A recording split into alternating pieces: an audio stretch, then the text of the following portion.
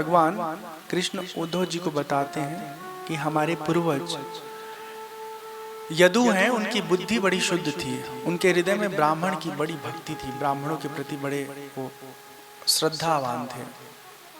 उन्होंने एक दिन ऐसा अवसर पाया कि उनके वहाँ दत्तात्रेय जी का आगमन हुआ। दत्तात्रेय जी जब यदु जी के घर पहुँचते हैं तो यदु जी ने सवाल किया जीवन के उद्धार के बारे में।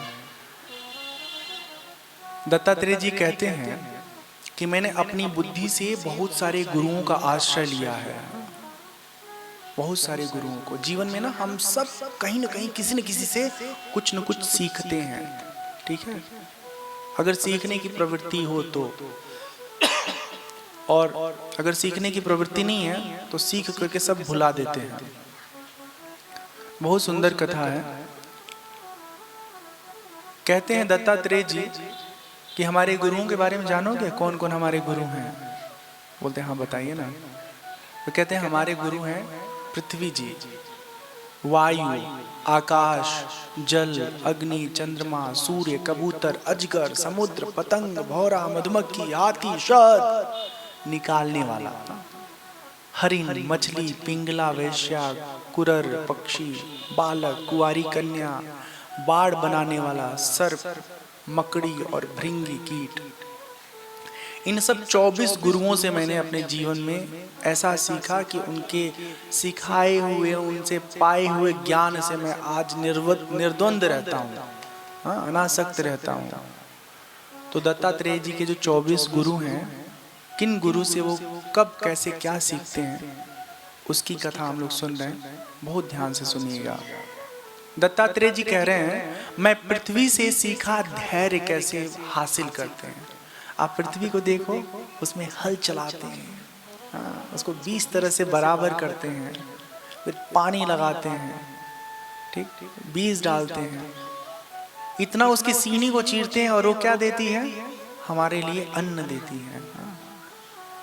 अगर हमारे सीने पे कोई 2 बार धक्का मार दे तो फिर हम उसके बदन में आग लगा दें। इतना जोश और इतना अभिमान और इतना गुरूर है लोगों में।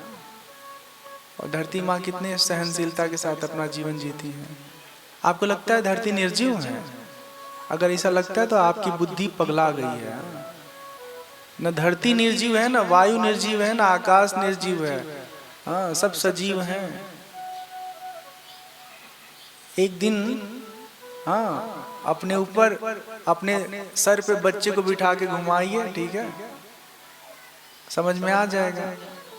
और धरती के ऊपर हम लोग कितने सारे लोग बैठे पड़े हैं। तो धरती से हमने धैर्य सीखा, वो बदला नहीं लेती है, सबको माफ कर देती है। वायु से मैंने शिक्षा ग्रहण की कि कैसे असंग रहा जाए। वायु कहीं चिपकता नहीं है, कहीं देर तक ठहरता नहीं है। शरीर के बाहर रहने वाले वायु से मैंने सीखा कि जैसे वायु अनेक स्थानों में जाता है परंतु कहीं भी आसक्त नहीं होता, कहीं चिपकता नहीं है। हम लोग का है, हम लोग चिपक जाते हैं। जहां कुछ अच्छा दिखा, कोई बागीचा दिख गया, कोई रेस्टोरेंट दिख गया, कोई आदमी इंसान दिख गया, कोई शहर दिख गया, हम उससे आसक्त हो जाते हैं। आसक्त नहीं होना है। अच्छा मान लीजिए यहाँ से शिमला जाना है, ठीक है, आप अपनी गाड़ी में बैठे और यहाँ से मंडी गए, एक रेस्टोरेंट बहुत अच्छा है, बहुत बढ़िया, फ्री में खाना खिला रहे हैं, तो क्या करना, यहीं सो जाते हैं। फ्री में खाना खिला रहा है, कमरा दे रहा है, अब पता चला कि 1 महीना वहीं सोए पड़े हैं। शिमला नहीं चलेंगे? अरे कहाँ शिमला चलेंगे, यहीं रहो, मौज करो। हाँ, फिर थोड़ा आगे निकले तो दूसरे रेस्टोरेंट में अटक गए। हंसना आ रहा है ना, हम सबकी यही हालत है। हम सब रेस्टोरेंट में अटके पटके हैं, कभी पत्नी के साथ, कभी बच्चों के साथ, कभी दोस्तों के साथ, और जहां जाना है उस बारे में सोचते नहीं है। तो ऐसा नहीं करना चाहिए। कहते हैं जल से मैंने सीखा कि जल स्वच्छंद रहता है, हमेशा पवित्र रहता है, निर्मल होता है। तो ऐसे अपने स्वभाव को शुद्ध रखिए। साधक को चाहिए कि साधक का स्वभाव मधुर भाषी हो, लोग को पवित्र करने वाला हो। अग्नि से मैंने शिक्षा लिया कि अग्नि परम तेजस्वी है, ज्योतिर्मय है, उसे कोई दबा नहीं सकता। अग्नि को कोई दबा सकता है क्या? हाँ, मान लीजिए, कहाँ बताए हैं, मान लीजिए किसी के बनियान में आग लग गया है, यहाँ अंदर वाला जो बनियान नहीं पहनते पुरुष लोग, आग लग गया है, तो छुपा पाएंगे उसको? तुरंत निकाल के सर टोट बाहर कर देंगे, सबको दिख जाएगा आग। थोड़ा फनी था। अग्नि कहीं छुप नहीं सकती ना, अग्नि जब लगती है तो अपने आप अपना प्रभाव दिखाती है। तो ऐसे हमें होना चाहिए, तेजोमय। चंद्रमा से सीखा कि हमें हमेशा अपने को शीतल बना के रखना है। सूर्य से मैंने सीखा कि सूर्य को देखो, सब जगह समान रूप से वो अपना प्रकाश डालते हैं, और उसके बाद भी जहां उनका प्रकाश जाता है उससे वो प्रभावित नहीं होते, असंग रहते हैं। कबूतर से मैंने सीखा, क्या सीखा? एक कबूतर है, एक कबूतरी है, उसका एक बच्चा होने वाला है, ठीक है ना? जंगल में रहते हैं सब, तो बच्चा होता है तो फुदक फुदक के चलता है, तो कबूतर कबूतरी को बड़ा मजा आता है। रोज अपना जंगल से वो अपने बच्चे के लिए ना दाना चुग के लाते हैं। एक दिन की बात है, जंगल में चले गए, अब कबूतर का जो बच्चा फुदक रहा था, शिकारी आया, जाल बिछाया, दाना डाला, और कबूतर का बच्चा उसमें आके फंस गया। शाम होते होते कबूतर की मम्मी भी आई, अपने बच्चे को देख करके ना एकदम से पीड़ित हो गई, दुखी हो गई। अब उसको निकाल तो पाई नहीं, लेकिन अपने बच्चे से दूर भी कैसे रहे, तो बच्चे से मिलने गई और उस जाल में कबूतरी भी फंस गई। उसके बाद थोड़ी देर बाद कबूतर आया, वो देखा कि मेरे बच्चे और मेरी पत्नी दोनों फंस गए हैं जाल में। पता है वो क्या सोच रहा है? दोनों तो फंस गए, अब कुछ देर में मर जाएंगे, शिकारी मार डालेगा, फिर मेरा जीने का कोई मतलब है? हमारे बच्चे नहीं है, हमारी पत्नी नहीं है, फिर तो बेकार है जिंदगी। ऐसा सोच के वो भी जाल में खुद ही आगे फंस जाता है, और शिकारी जाल लपेटता है, लेके चला जाता है। इतने आसक्त थे वो लोग। तो इतनी आसक्ति अगर किसी के जिंदगी में है तो उसका विकास छोड़ो, उसका पतन ही होना है। पतन मतलब वो कुछ भी अपने जीवन में सांसारिक तौर पर और आध्यात्मिक तौर पर हासिल नहीं कर पाएगा। आपको पता है एक अंग्रेजी का शब्द है होम सिकनेस, इसको हिंदी में कहा कहते हैं हमको नहीं मालूम, हमको लगता है मोही कहा जाए, परिवार मोही। मम्मी की बड़ी याद आ रही है, तो क्यों तुम बाहर पढ़ने नहीं जाएंगे? तुम्हारे बिना हम कैसे रहेंगे? हमारा बाबू बाहर कैसे जाएगा? हम उसको देखे बिना कैसे रहेंगे? कुछ मम्मी लोग इतना प्यार करती है कि अपने बच्चों को दूर भेजती ही नहीं है। जीवन भर उनका बच्चा उनके गोद में पड़ा रहता है, कोई काबिलियत नहीं ला पाता अपने अंदर। कुछ बच्चे होते हैं बाहर पढ़ने जाते हैं, उनको इतनी मम्मी याद आती है कि हर छुट्टी में घर आते हैं, पैसा भी बर्बाद करेंगे, टाइम भी बर्बाद करेंगे। ऐसे कुछ लोग पति लोग होते हैं, बाहर जाते हैं पैसा कमाने, हर वीकेंड पे चंडीगढ़ से आ जाएंगे, वैजनाथ है, तो जितना कमाएंगे 500 1000 रुपये तो उसी में चला जाएगा, कैसे बचेगा पैसा? कहने का मतलब यह है कि घर परिवार में अगर बहुत आसक्त है ना आप, तो बहुत अधिक जीवन का विकास नहीं हो पाएगा। आध्यात्मिक विकास तो बहुत ही कठिन है। तो ये घर परिवार में फंसना नहीं है। तो ये कबूतर कबूतरी और उनका कबूतरी का पति जो है ना, वो कोई और नहीं है, हम ही लोगों का जीवन का गाथा है। वो हम लोग परिवार बच्चों में से फंसे रहते हैं।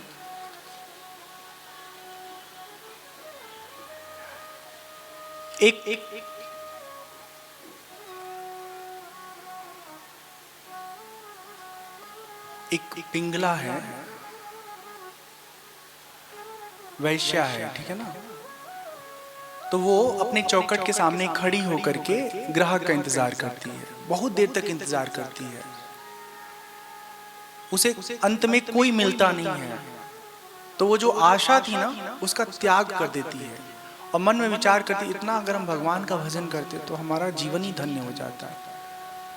तो फिर वो धन की चाहत को त्याग करके भगवान के भजन में लग जाती है और भगवान को पा जाती है। तो यहाँ कहते हैं ये जो अवधूत हैं दत्तात्रेय जी कि उससे मैंने सीखा कि जीवन में आशा का जब तक आप त्याग नहीं करेंगे तब तक आगे नहीं बढ़ पाएंगे। हम सब कहीं ना कहीं आशा में फंसे रहते हैं। कहते हैं समुद्र से हमने सीखा कि साधक को सर्वदा प्रसन्न रहना चाहिए और गंभीर रहना चाहिए। हाँ, ये चीज हम भी अपने अंदर लाना चाहते हैं, गंभीरता, लेकिन आती ही नहीं है। फिर सोचते हैं चलो छोड़ देते हैं, समय पर अपने आप गंभीरता आ जाती है। साधक को गंभीर होना बहुत जरूरी है। चंचलता बाधक होती है।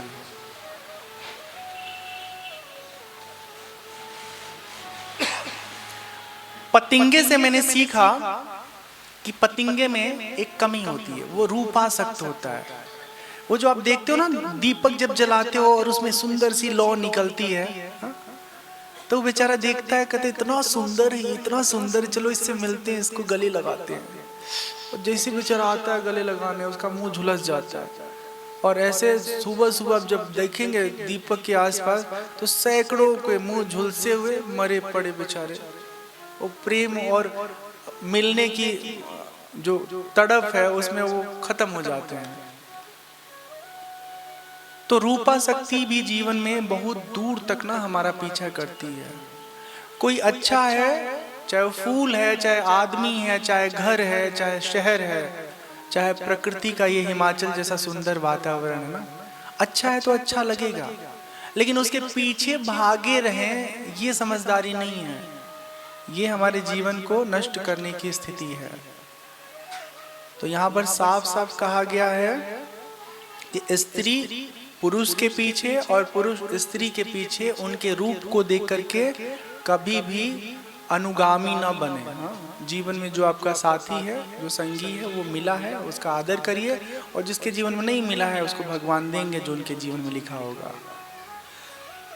यहाँ पर लिखा गया है हमारे लिए, राजन सन्यासी को चाहिए कि गृहस्थों को किसी प्रकार का कष्ट न दें। गृहस्थों को किसी प्रकार का कष्ट न दें। कैसा कष्ट? मतलब सुबह पहुंचा देना ये 500 रुपया, 5 किलो आटा, 10 किलो ये फलाना ढिमकाना। हमको तो आदत नहीं है ना लेने देने की, तो इसलिए हम नहीं कह पा रहे हैं। लेकिन अब होता है ना कि बड़े बड़े आश्रमों में बहुत सारा रूटीन दान होता है, महीने का ये 100 रुपया देंगे, वो 200 रुपया देंगे। तो यहाँ पर ये समझाया गया है कि जो आपके संपर्क में लोग हैं उनसे अगर कुछ आप ले भी रहे हैं तो इतना ही लीजिए कि उनका घर का जो जिम्मेदारी है वो डिसबैलेंस ना हो। और इसका एक छोटा सा प्रयोग हम करते हैं हमेशा। वो क्या करते हैं, जब हम गांव में जाते हैं ना तो बहुत श्रद्धा उन लोगों में होती है, और 100 रुपया 50 रुपया लोग हमको देते हैं ना, तो हमको लगता है कि एक दिन की दिहाड़ी 300-400 रुपया है, उसका 25% तो मुझे ही दे दिया। तो वो 150 जो मिलता है, मैं सच्ची बता रहा हूँ, बच्चों को मोड़ करके मैं दे देता हूँ कि इसके कलम खरीद लेना, इसका पेंसिल खरीद लेना, चॉकलेट खरीद लेना, नोटबुक खरीद लेना। उनको मैं अपने पास से जोड़ के अभी नहीं दे पाता हूँ, लेकिन जो उनके घर की स्थिति में देखता हूँ तो वो पैसा मैं उनके बच्चों को ऐसे रिफंड कर देता हूँ, ठीक ना। अगर रिफंड नहीं करता तो बहुत सारा पैसा मेरे पास आ गया होता है ऐसे। लेकिन हमको लगता है कि वो 150 रुपए से मेरा किस्मत या मेरा जीवन बहुत ज्यादा ना तो अच्छा होने वाला है ना तो खराब होने वाला है। उसके आ जाने से बहुत कुछ बदल नहीं जाएगा, और उसके न आने से मेरा बहुत कुछ नुकसान नहीं होगा। तो मैं बच्चों को दे देता हूँ ऐसे। हाँ, तो ऐसे मतलब किसी से आप कुछ लीजिए ना तो आप उसको देखिए कि उससे कितना लो, ताकि उसका जीवन कष्ट में ना हो। हाँ, भक्ति के नाम पर इतना मत उससे भावनात्मक रूप से उसको तैयार करके दान ले लो कि उसके घर में उसके बच्चे की फीस समय पर न भरी जा सके। हाँ। और हम तो सच्ची बताऊं, मैं चाहता हूं कि देश में ऐसा साधु हो, ऐसा सन्यासी हो, ऐसा प्रवचनकार हो कि जैसे हम भगवान के पास जाते हैं ना और कहते हैं भगवान हम बहुत खुश हैं, आज 1 किलो लड्डू लेके आए हैं, ठीक है ना, और ये 500 रुपया 100 रुपया का ये धन, तो अब वहां कोई रखेगा तो वो धन किसके काम आएगा? प्रैक्टिकली मैं बता रहा हूँ, वो धन हम ही लेंगे, हमारे पास ही आएगा, ठीक है ना। या तो वो दान पात्र में जाएगा, फिर इकट्ठा होके मेरे पास आ जाएगा। ऐसे किसी भी मंदिर में आप जमा करोगे तो या तो मंदिर के पुजारी के पास जाएगा या वहाँ कोई सन्यासी महात्मा रहता है तो उसके पास जाएगा। तो एक भक्त जब खुश है, सुखी है और वो अपनी चीजें दे रहा है तो उस समय आप स्वीकार कर रहे हो, ले रहे हो, उपयोग कर रहे हो। जब उसके जीवन में तकलीफ है, परेशानी है और वो एक चिट्ठी लिख दिया कि भगवान आज बड़े परेशान है, 500 रुपए की जरूरत है, और वो चिट्ठी मुझे मिल गई, ठीक है, तो फिर मेरा काम क्या बनता है? पिछले कई महीनों में ढेर सारा जो पैसा मेरे पास आया है उसमें से 500 रुपए उसको चुपचाप भिजवा दें। ऐसा साधक चाहिए, ऐसा सन्यासी, ऐसा प्रवचनकार चाहिए। ये नहीं कि पर्ची देख के धीरे से फाड़ के फेंक दिया और बोला कि पता ही नहीं चला मेरे को।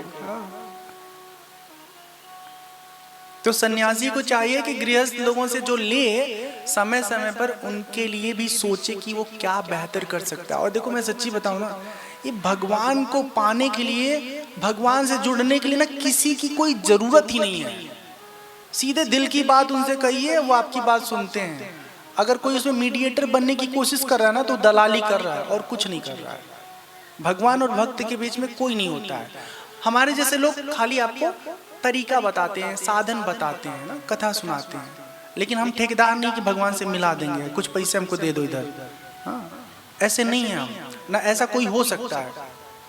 तो भगवान से मिलने के लिए किसी और की जरूरत नहीं है, पर जीवन में कष्टों से उबरने के लिए एक साथी की जरूरत होती है, एक सहयोगी की जरूरत होती है। वो सहयोगी किसी का पति हो सकता है, किसी का बेटा हो सकता है, किसी का माँ बाप हो सकता है, और किसी का सहयोगी कोई साधु भी हो सकता है, कोई सन्यासी भी हो सकता है। तो हम तो ये सोचते हैं ना कि सन्यासी लोग के पास तो अपना बच्चा है नहीं, अपनी पत्नी है नहीं, न सोने का झुमका खरीदना है, न साड़ी खरीदना है 3-4 हजार वाली, नहीं खरीदनी है ना। तो इनके पास जो पैसे आते हैं सब पड़े रहते हैं। तो जब इतने पैसे पड़े हों तो आप किसी जरूरतमंद के लिए उस पड़े हुए पैसे से निकाल के कुछ मदद कर दीजिए। हाँ, तो ऐसा हम कोशिश करेंगे कि करें जब हमारे पास पैसा आने लगेगा तब। अभी बहुत पैसे नहीं है, ठीक है, तो यही नहीं कल से पर्ची आलो यहाँ रखना शुरू करिए लेकिन जब हमारा पैसा आएगा तो हम बहुत मदद करेंगे, ठीक है। जिस प्रकार भौरा विभिन्न पुष्पों से थोड़ा थोड़ा रस निकालता है ना, उसी तरह साधक को चाहिए अपनी जरूरत के लिए किसी एक ही आदमी को फोन करके ना कहे कि 5 किलो आटा पहुंचाओ, 10 किलो चावल पहुंचाओ, 5 किलो दूध पहुंचाओ। जैसे भंडारा होता है तो उसमें थोड़ा थोड़ा सब लोग देंगे तो सबके लिए आसान हुआ। किसी एक ही के ऊपर ढेर सारी बड़ी जिम्मेदारी लाद दोगे वो बेचारा टूट जाएगा। मधुमक्खी से बोले हमने क्या सीखा, इतना फालतू में संचय मत करो। ढेर सारा पैसा इकट्ठा करके रखोगे, दूसरा कोई उसको लूट लेगा। हाँ, मधुमक्खी मधु बनाती है, खुद पीती है क्या? और तो और उस मधु के लालच में उन सब मधुमक्खियों को लोग मार डालते हैं, जला डालते हैं। तो ऐसा हमने सीखा कि ज्यादा इकट्ठा करना अच्छा नहीं होता है। मछली से हमने सीखा कि जो ये स्वाद है ना, स्वाद से बचो। स्वाद के चक्कर में बेचारी मछली जो है वो बंसी में फंस जाती है। और जो लोग अपने जिह्वा के इस ना प्रवृत्ति पर नियंत्रण नहीं कर पाएंगे, वो कभी भी मन को तो एकाग्र नहीं कर पाएंगे। सबसे पहले स्वाद पर विजय करना होता है साधना के क्षेत्र में। हाँ, तला भुना खाइए लेकिन तला भुना ही खाएंगे, ऐसी प्रवृत्ति मत रखिए, ठीक है।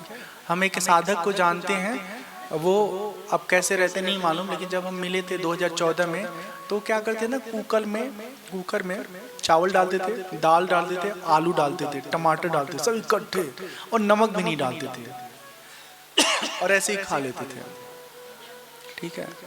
एक संत जी के हम घर पे गए तो भोजन बनाए, सब बढ़िया से हमने बनाया। हमसे बोले कि ऐसा करो, एक सेव काट के इसमें डाल दो। तो हमको तो मालूम था नहीं, हम कहे कि कुछ नया डिश होगा, अच्छा हो जाएगा।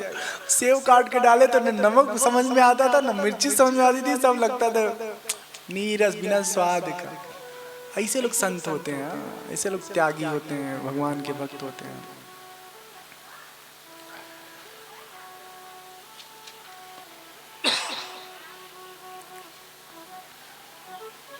दत्तात्रेय जी कहते हैं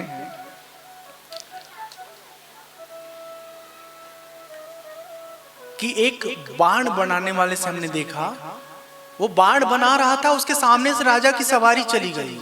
हम जाके पूछे तुमने कुछ देखा? बोला नहीं, हम तो बाण बना रहे थे। तो उन्होंने कहा उससे मैंने एकाग्रता सीखी, इतने अच्छे ढंग की एकाग्रता कि दंदन दंदन करते हुए यहाँ से बैजनाथ की छोटी कांगड़ा कोई निकल जाए और किसी को पते न चले। इतनी एकाग्रता। तो इस तरह से कहा कि मकड़ी से मैंने सीखा कि मकड़ी अपने ही जाले में जाला बनाती है और फिर फंस जाती है। तो व्यक्ति अपनी परिस्थितियों को बनाता है, उसी में उलझ जाता है। इसलिए परिस्थितियां सोच समझ के बनानी चाहिए, नहीं तो फिर परिस्थितियों में आदमी फंसा पड़ा रहता है। इस प्रकार मैंने इतने गुरुओं से शिक्षा ग्रहण की। जीव शरीर का भला तभी होगा जब कामनाओं से हम निकल करके ऊपर उठेंगे, निष्काम होंगे। शरीर अनित्य है और मृत्यु सदा इसका पीछा कर रही है। ये सब बातें सोच विचार करके हम अब निश्चंद होकर के इस पृथ्वी का दर्शन करते हैं, विचरण करते हैं। भगवान श्री कृष्ण कहते हैं, प्यारे उद्धव, गंभीर बुद्धि वाले दत्तात्रेय जी यदु को उपदेश देते हैं और यदु बहुत आनंदित होते हैं, बहुत सुखी होते हैं, तत्व का दर्शन करते हैं। और फिर दत्तात्रेय अपने यात्रा पर निकल जाते हैं, यदु अपने कार्य में लग जाते हैं। तो ये कथा यहाँ पर पूरी हुई। आगे बद्ध मुक्त के लक्षण हैं, उसका अध्ययन करेंगे हम लोग।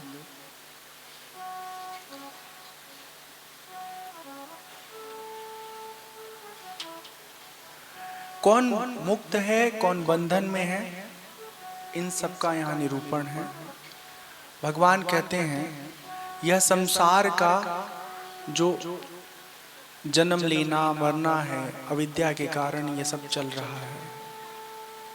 मुक्ति का अनुभव कराने वाली आत्मविद्या जब जीवन में प्रकट होती है, तब हमारे जीवन का अज्ञान समाप्त हो जाता है।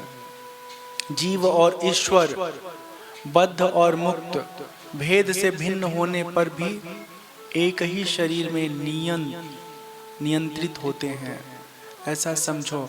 मतलब जीव ईश्वर में भेद तो है, लेकिन तत्वतः इनमें भेद नहीं है। सच्चिद आनंद स्वरूप जो जीव का है, वही सच्चिद आनंद स्वरूप परमात्मा का है। उद्धव जी पूछते हैं, भगवान बड़े बड़े संत आपकी कीर्ति का गान करते हैं, कृपया करके बतलाइए आपके विचार से संत पुरुष का लक्षण क्या है। भगवान कहते हैं, मेरा भक्त कृपा की मूर्ति होता है, वह किसी भी प्राणी से वैर भाव नहीं रखता। जो संत होता है, जो भगवान का भक्त होता है, उसका यहाँ पर विवेचन हो रहा है। वो किसी से वैर भाव नहीं रखता, घोर से घोर दुख आए तो भी प्रसन्नता पूर्वक सह लेता है। उसके जीवन का सार सत्य, उसके मन में किसी प्रकार की पाप वासना कभी नहीं आती। ठीक है ना। तो ये सब अपने अंदर घटाना है, दूसरे का नहीं देखना है। दूसरा सत्य हो चाहे असत्य हो, भक्त हो चाहे अभक्त हो, उसे क्या लेना देना। हम अपना जीवन देखें कि हमारा जीवन कैसा है। उद्धव जी कहते हैं, प्रभु आपका उपदेश सुन रहा हूँ, मेरे मन का संदेह मिट रहा है, मुझे बहुत खुशी हो रही है कि अब हमारे जीवन का जो अज्ञान है वो सदा सदा के लिए खत्म हो गया। तो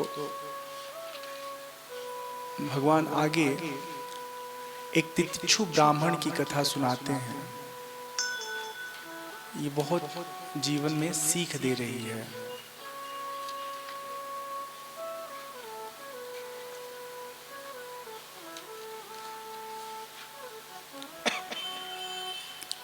कृष्ण भगवान कहते हैं, उद्धव, एक ब्राह्मण की हम कथा सुनाते हैं। प्राचीन समय की बात है, उज्जैन एक नगर है। उज्जैन का नाम सुना है आप सबने? महाकाल जी वहीं पर विराजमान है।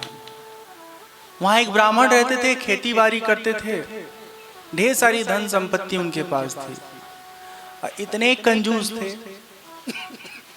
इतने कंजूस थे कि अपने अर्जित किए हुए धन का उपयोग अपने ऊपर भी नहीं करते थे। अब आप बताओ, आप में से कोई इतना कंजूस है? खुद नहीं है, लेकिन कोई कोई याद आ रहा होगा, फलाने बड़े कंजूस हैं। घर में आते हैं, बच्चों के लिए टॉफी भी लेके नहीं आते हैं। होते हैं कुछ लोग ऐसे। तो प्राचीन समय की बात है, उज्जैन में एक ब्राह्मण रहते थे। वो सब कुछ से संपन्न थे, लेकिन अत्यंत कृपण थे, कंजूस थे। उनके घर वाले भी परेशान रहते थे कि बाबूजी के पास इतना धन है, लेकिन हम लोगों के काम नहीं आता है धन, बताइए। इस चक्कर में घर के सभी लोग उनसे रुष्ट रहते थे।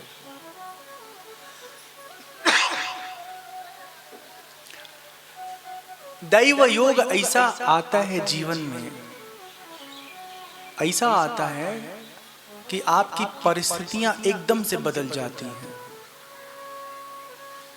उनका समय बिगड़ा और उनके जीवन का समस्त धन जो है वो नष्ट हो गया।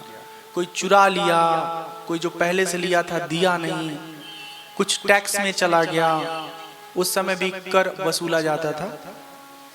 तो इस तरह से उनका सारा धन उनकी आंखों के सामने नष्ट हो गया। उन्होंने उस धन से कुछ नहीं कर पाया। अब वो मन ही मन कहने लगे, हाय ओहो, हम कितने दुर्बुद्धि हैं, कितने दुर्भाग्यशाली हैं, कितने मंदबुद्धि हैं। जिस धन को इकट्ठा करने के लिए हमने इतना परिश्रम किया, वो धन हमारे हाथ से ऐसे निकल गया कि हम चाह के भी उसका रक्षण नहीं कर पाए, बचा नहीं पाए।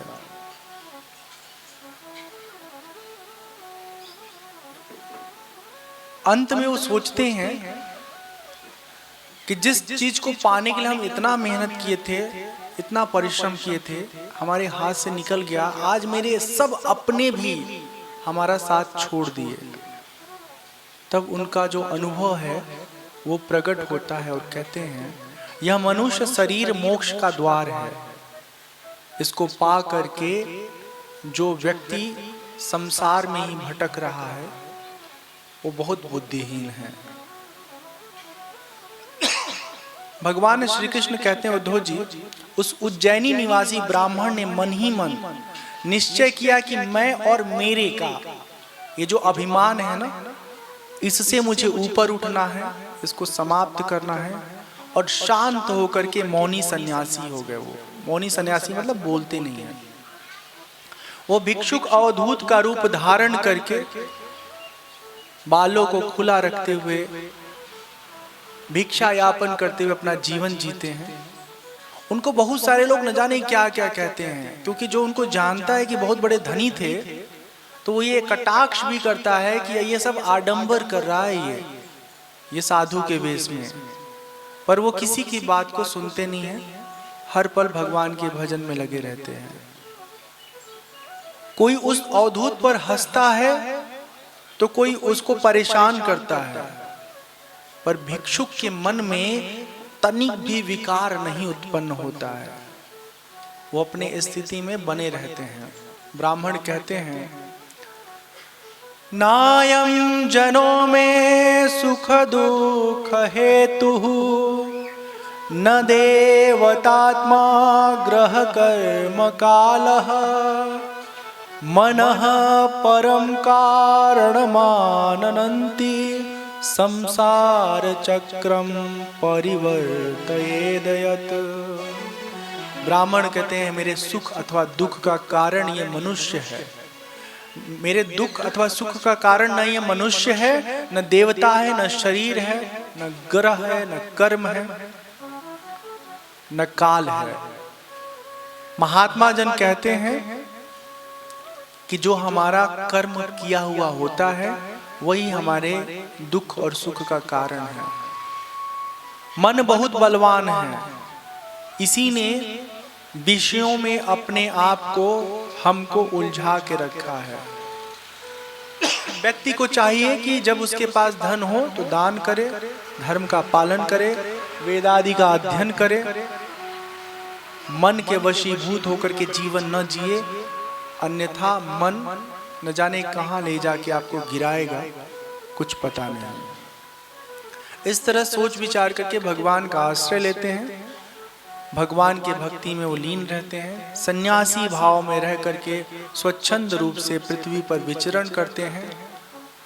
सुख दुख प्रदो नान्यः पुरुषस्यात्म विभ्रमः, मित्रोदासीन परिवह संसारस्तमसः कृतः, तस्मात् सर्वात्मना तात निगृणात् मनो धिया, मय्यावेशितया युक्तः एतावान् योग संग्रह। इस संसार में मनुष्य को कोई दूसरा सुखी या दुखी नहीं कर सकता, ये सच बात है। हमको सुखी दुखी तब तक कोई नहीं कर सकता जब तक कि हम होना ना चाहें। कोई कुछ भी कहे ना, हमें क्या फर्क पड़ता है। किसी के कहने से हम अगर मुंह लटका लेंगे और किसी के कहने से हम एकदम हंसते हंसते गुलगुला बन जाएंगे, तो फिर तो वो हमको कठपुतली बनाए रहेगा।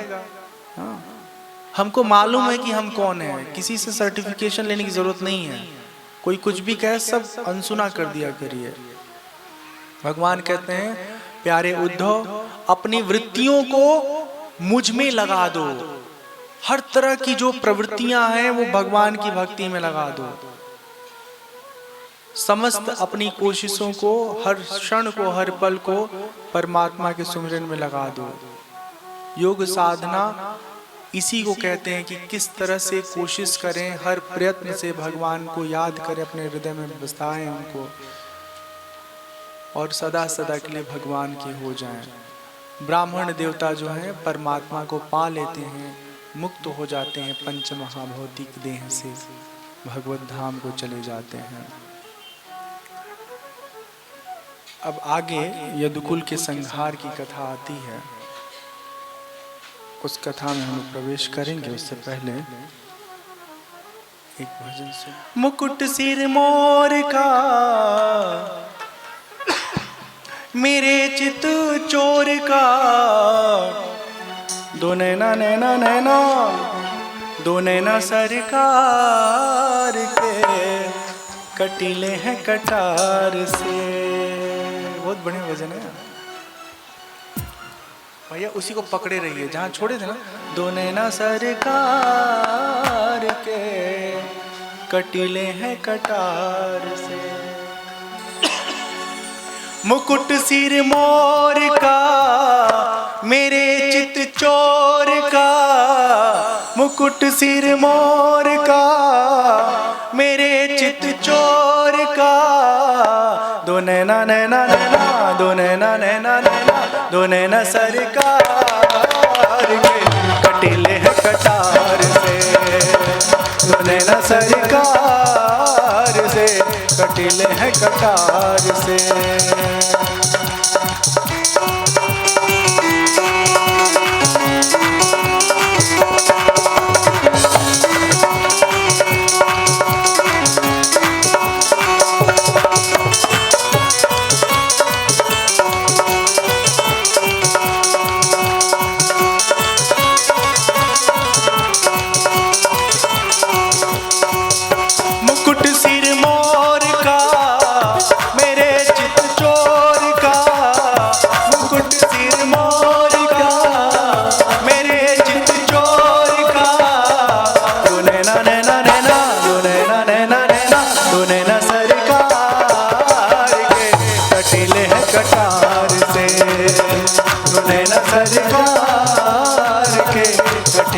कटार से।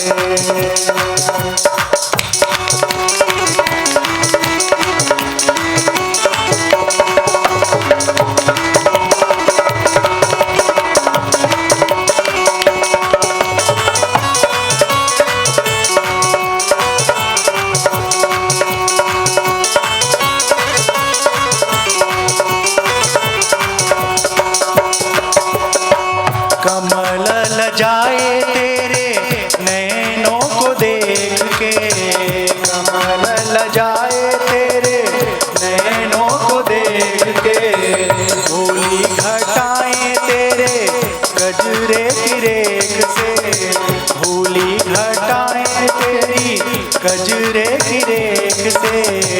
कमल लजाए लजाए नैनों को देख के, कमल लजाए तेरे नैनों को देख के। भूली घटाएं तेरे कजरे की रेख के, भूली घटाएं तेरे कजरे की रेख पे। ये मुखड़ा निहार के कहूँ मैं पुकार के, ये मुखड़ा निहार के कहूँ मैं पुकार के। तो नैना नैना तो नैना सरकार के कटीले हैं कटार से। गाइए तो दम लगा के।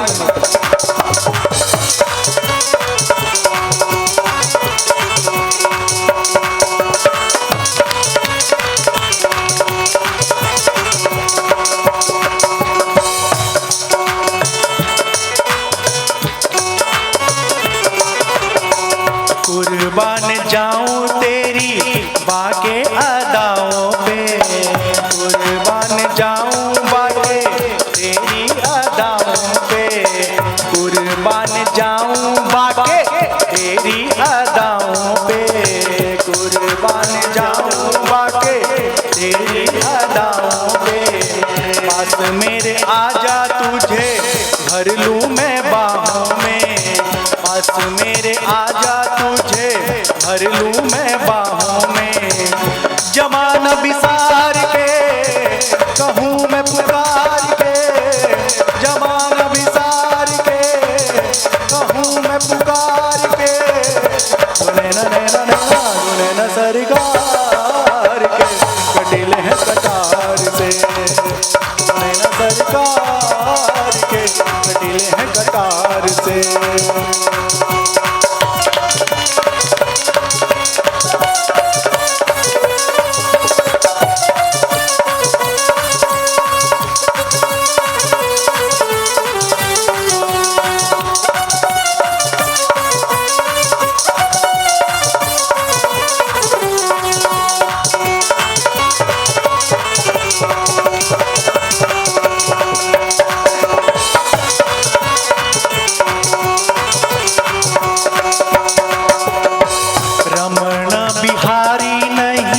तुलना तुम्हारी, रमण बिहारी नहीं तुलना तुम्हारी।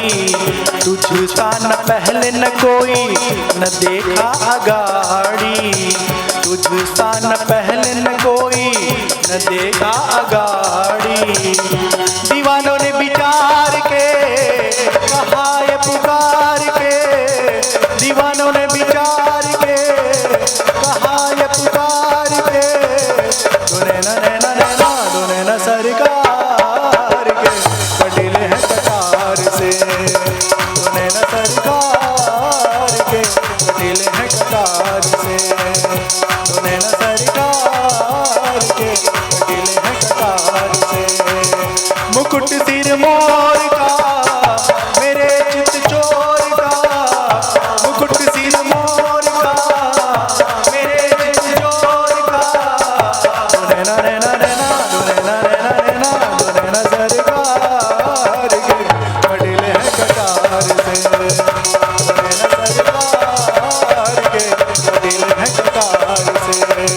तो नैना सरकार के कटीले हैं कटार से। बोले कृष्ण कन्हैया लाल की जय, आज के आनंद की जय। जय जय सीताराम, जय जय राधे श्याम। अब कथा के बाद हम लोग आरती करेंगे, तो इसलिए एक किसने कहा था चंचल मन है ना, आपने कहा था, तो वो सुन लीजिए और उसके बाद हम लोग। चंचल मन नित राम जपा कर, पल पल छीन छीन घड़ी घड़ी निस दीना। पल पल छीन छीन घड़ी घड़ी निस दीना। राम जपा कर, राम जपा कर, कर चंचल मन नित राम जपा कर चंचल मन नित राम जपा कर।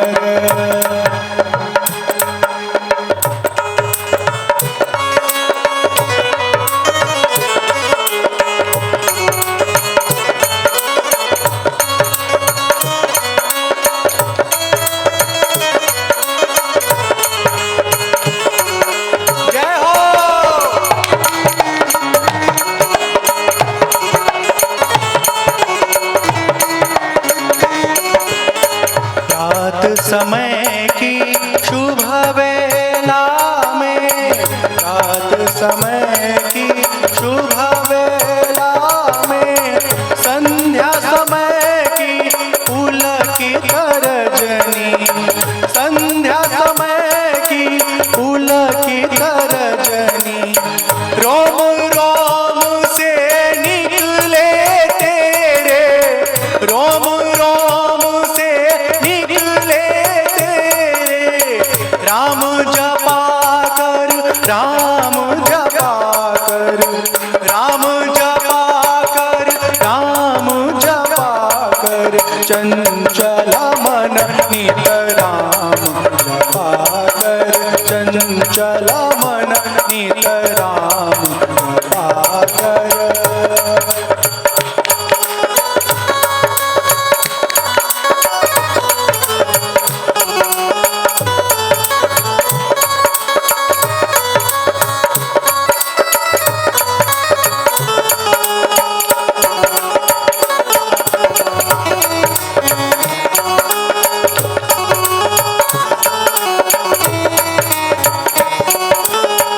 गहरा सागर टूटी नैया,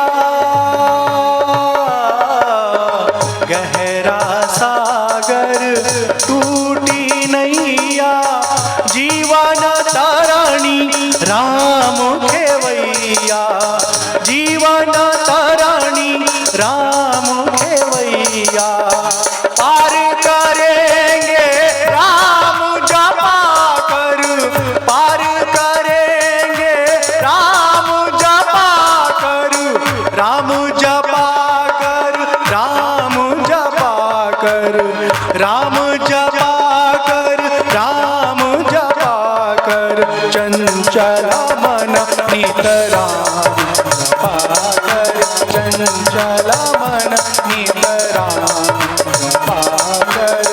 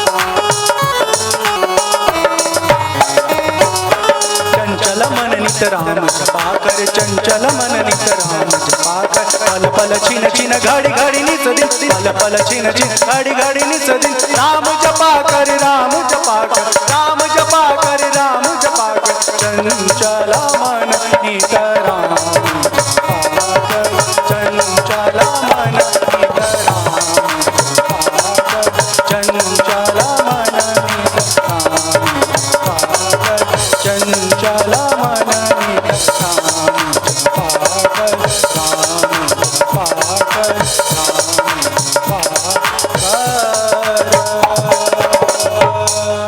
चंचला मन नित राम जपा कर। बोलिए सियावर रामचंद्र की जय, श्री कृष्ण चंद्र भगवान की जय। राजा परीक्षित ने पूछा कि जब भगवान के स्वधाम गमन का समय हुआ तो क्या लीला रचा है भगवान ने। सुखदेव जी बताते हैं कथा सुनाते हुए कि जब भगवान श्री कृष्ण ने देखा कि आकाश पृथ्वी अंतरिक्ष चारों तरफ बहुत उत्पात हो रहा है, तब उन्होंने तय कर लिया कि अब समय अनिष्ट होने वाला है। और सब के सब लोग प्रभास क्षेत्र में पहुंच गए थे। वहां तक की कथा हम सबने सुना। भगवान देखते हैं, भगवान की आंखों के सामने सब के सब यदुवंशी एक दूसरे को मार काट के प्रभास क्षेत्र में सबका नाश कर देते हैं। सब के सब मृत्यु को प्राप्त हो जाते हैं। बलराम जी समंदर के तट पर बैठकर एकाग्रचित्त होकर के ध्यान लगाते हैं और अपने आत्मा को आत्म स्वरूप में स्थित करके परब्रह्म स्वरूप में स्थित हो जाते हैं और अपने लीला का संवरण कर रहे हैं, अपने पद में लीन हो गए हैं। भगवान श्री कृष्ण उसी समय एक वृक्ष है उसके नीचे बैठ जाते हैं। और जैसे कभी कभी आप बैठते हैं ना तो अपने पैरों को ऐसे फैलाते हो और उसमें बीच में ऐसे डालते हो दूसरा पैर का एड़ी। ऐसे भगवान बैठे और दूर से एक शिकारी आता है, एक बहेलिया जो है, तो उसको लगता है कि कोई हिरन बैठा हुआ है, हिरन का बच्चा। तो वो वही जो मूसल वाला जो कर्ण था ना, अपने बाण पर चढ़ा करके और उससे निशाना साधता है और भगवान के तलवे में आके वो लगता है। जब वो पास आके देखता है तब उसको समझ में आता है तो हिरण नहीं है, तो परमात्मा भगवान साक्षात ब्रह्म है। वो कांपने लगता है, चरणों में गिर जाता है, कहता है हे मधुसूदन, अनजाने में हमसे पाप हुआ है, हमें क्षमा कर दीजिए। भगवान कहते हैं अरे तुम काहे परेशान हो, तुमने कुछ नहीं किया है। भगवान श्री कृष्ण कहते हैं हे जरे तुम डर मत, उठ उठ यहाँ से, हाँ, और निश्चल होकर के रहे। ये सब मेरे किए धरे से हुआ है, मेरी आज्ञा से ही सब कुछ हो रहा है। तुम बड़े पुण्यवान हो, तुम्हारे निमित्त से हम अपनी लीला का संवरण कर रहे हैं। सुखदेव जी परीक्षित जी को कथा सुनाते हुए कहते हैं कि भगवान श्री कृष्ण अपनी इच्छा से शरीर धारण करते हैं। उन्हें क्या कोई मारेगा, उन्हें कैसे भला कोई हानि पहुंचा सकता है, वो तो खाली निमित्त मात्र है। भगवान को नमस्कार करता है और उसके बाद उनकी परिक्रमा करता है वो व्याध, और उसके बाद वो स्वर्ग को चला जाता है। भगवान श्री कृष्ण और उनका साथी दारुक दोनों के दोनों तुलसी का माला पहन करके उनके सुगंध सूंघ करके, हाँ, जो घ्राण नेत्र है, अत्यंत आनंदित होते हैं।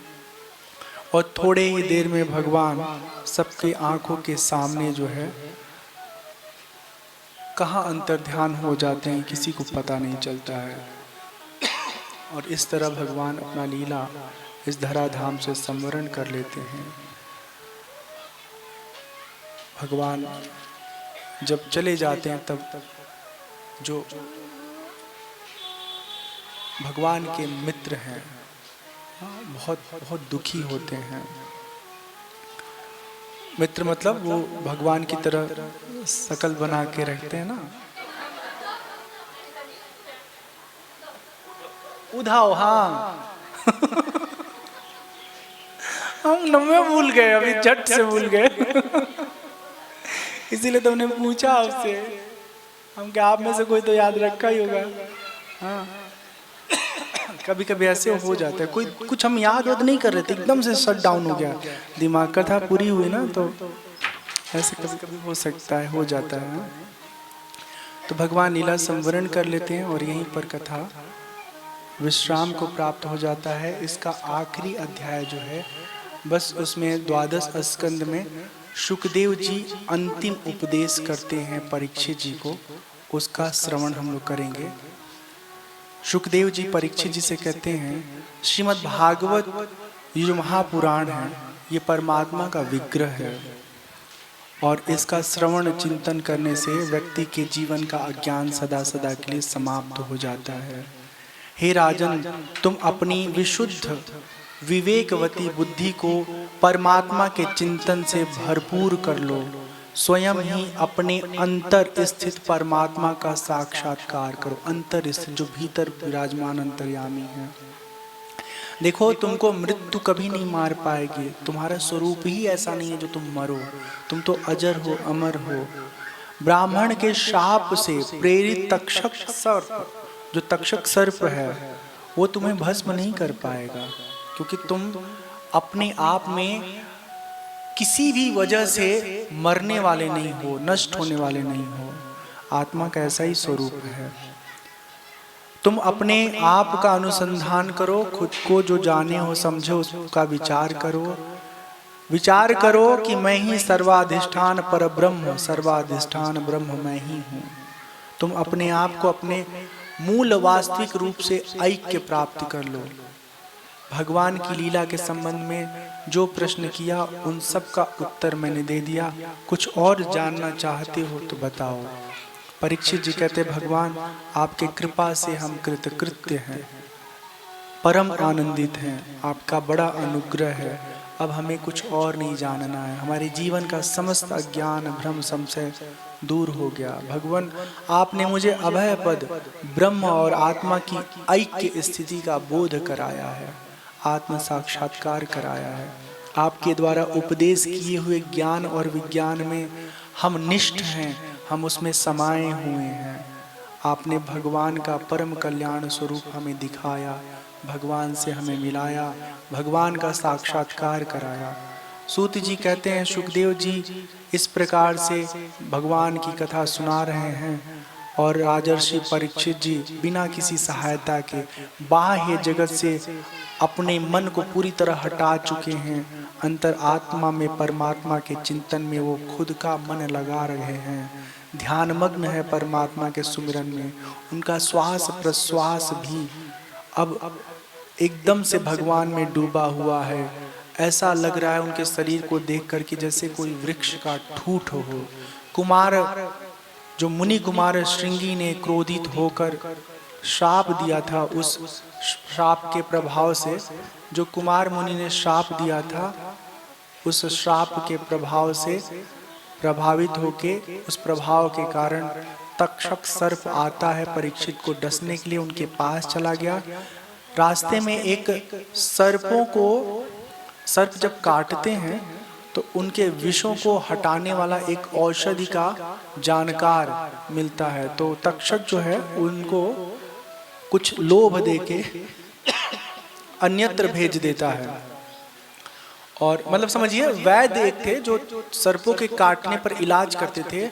उनको स्वयं तक्षक कुछ घूस दे करके, लालच देके उनको अन्यत्र भेज देता है, ताकि हम अगर काटें तो इनको बुला के परीक्षित को ठीक न कराया जा सके। और फिर वो तक्षक परीक्षित के पास जाता है, परीक्षित को डस लिया। विष की आग से उनका शरीर, मतलब परीक्षित का शरीर, परीक्षित महाराज का शरीर सबके सामने जलकर भस्म हो गया। लेकिन उससे पहले ही परीक्षित अपने आत्म स्वरूप में स्थित हो गए थे। याद रखिए, जब हम अपने आत्मा में स्थित हो जाते हैं, खुद का ज्ञान हमको हो जाता है ना, तो फिर दुनिया में कुछ भी होता है उससे हम प्रभावी नहीं होते हैं। तो ऐसी स्थिति हो गई है परीक्षित की तक्षक के डसने से पहले।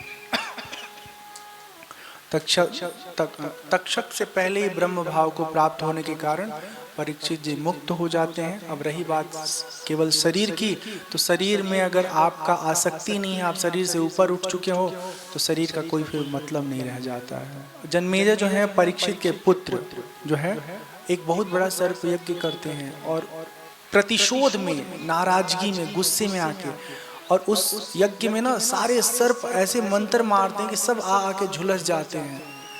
इंद्र जो है समझाते हैं, बृहस्पति महाराज देवों के गुरु जो है आके समझाते हैं कि ऐसा ना करो, ये जो है ना मरना जीना कोई किसी को नहीं मारता, सब अपने प्रारब्ध और कर्म के वशात मरते हैं जीते हैं। और सच कहिए तो मरता जीता कोई नहीं है, अपने कर्मों के फल हेतु, भोग काल हेतु हम अलग अलग योनियों में जा जाके विचरते हैं, भ्रमण करते हैं, और फिर दूसरा योनि हमको प्राप्त होता है, फिर तीसरा योनि प्राप्त होता है।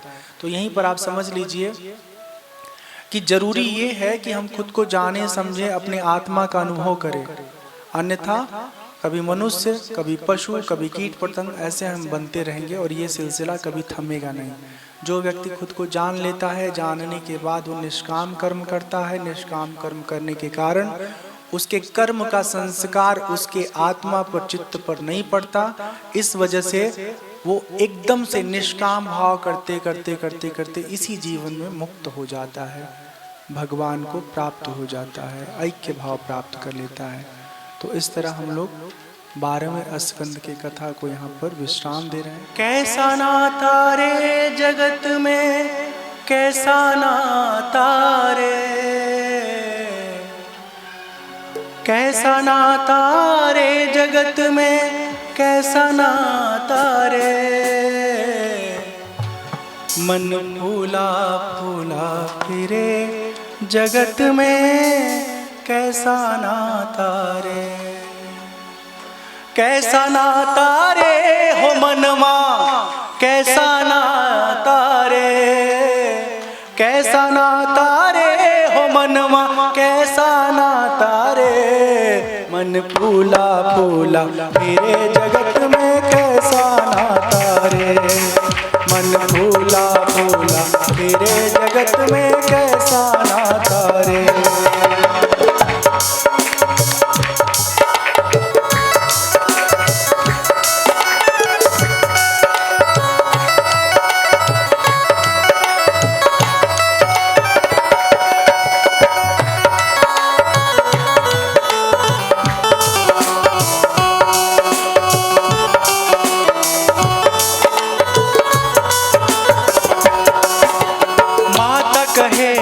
पुत्र हमारा, बहन कहे बिर मेरा रे, माता कहे यह पुत्र हमारा, बहन कहे बिर मेरा रे, भाई कहे यह भुजा हमारी, नारी कहे नर मेरा रे, भाई कहे यह भुजा हमारी, नारी कहे नर मेरा रे, स्वार्थ का सब घर परिवार, सत्य वेद का नारा रे, जब मौत ने आके उसे पुकारा, छोड़ चला घर द्वारा रे, कैसा नाता रे जगत में, कैसा नाता रे, कैसा नाता रे जगत में, कैसा नाता रे, मन फूला फूला फिरे जगत में, कैसा नाता रे, मन फूला फूला फिरे जगत में, कैसा नाता रे।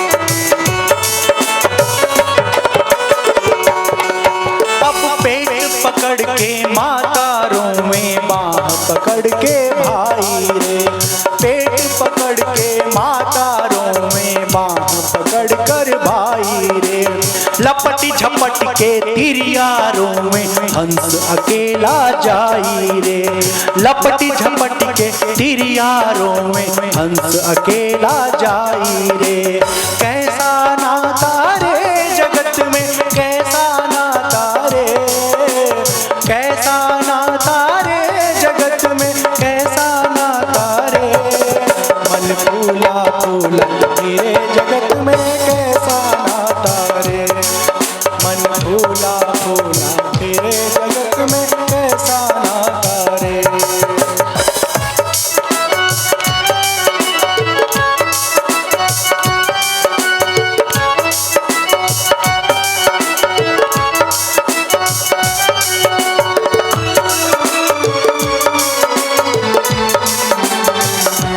जीवन का यथार्थ है। समझ में आए तो अच्छी बात है, नहीं तो समय समय में समझा देगा।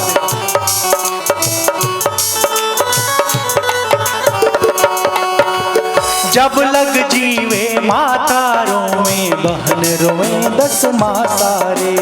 जब लग जीवे माता रोवे, बहन रोवे 10 माह सारे। 13 दिन तक तिरिया रोवे, ढेर करे घर बासारे। 4 जने चर गजी मंगाया, चढ़ा काठ की घोड़ी रे। चारों ने आग लगा दी, फूक दिया जैसे होरी रे। कैसा नाता रे हो मनवा, कैसा नाता रे, कैसा नाता रे हो मनवा, कैसा नाता रे। मन फूला फूला तेरे जगत में कैसा नाता रे। मन फूला फूला तेरे जगत में कैसा नाता रे।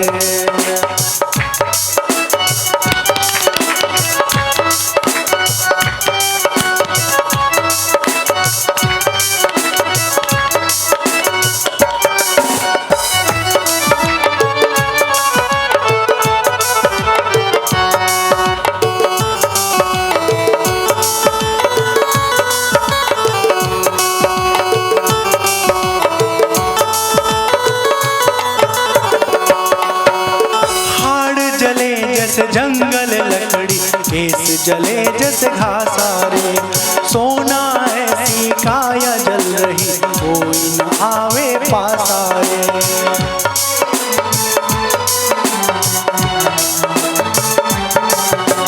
झूठे मोह ममता में मूरख, बधा 84 पासारे। झूठे मोह ममता में मूरख, बधा 84 पासारे। कहे कबीर अब सुनो भक्त जन, छोड़ो जग की आशा रे।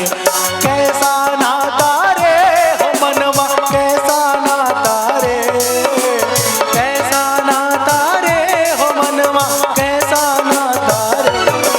मन फूला फूला तेरे जगत में कैसा नाता रे।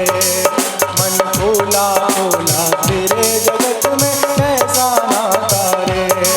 मन फूला फूला तेरे जगत में कैसा नाता रे। मन फूला फूला तेरे जगत में कैसा नाता रे। मन फूला फूला तेरे जगत में कैसा नाता रे। कैसा नाता रे हो मनवा, कैसा नाता रे, कैसा नाता रे हो मनवा, कैसा नाता रे, कैसा नाता रे। मन भूला भूला तेरे जगत में कैसा नाता रे। मन भूला भूला तेरे जगत में कैसा नाता रे। मन भूला भूला तेरे जगत में कैसा नाता रे। बोले कृष्ण कन्हैया लाल की।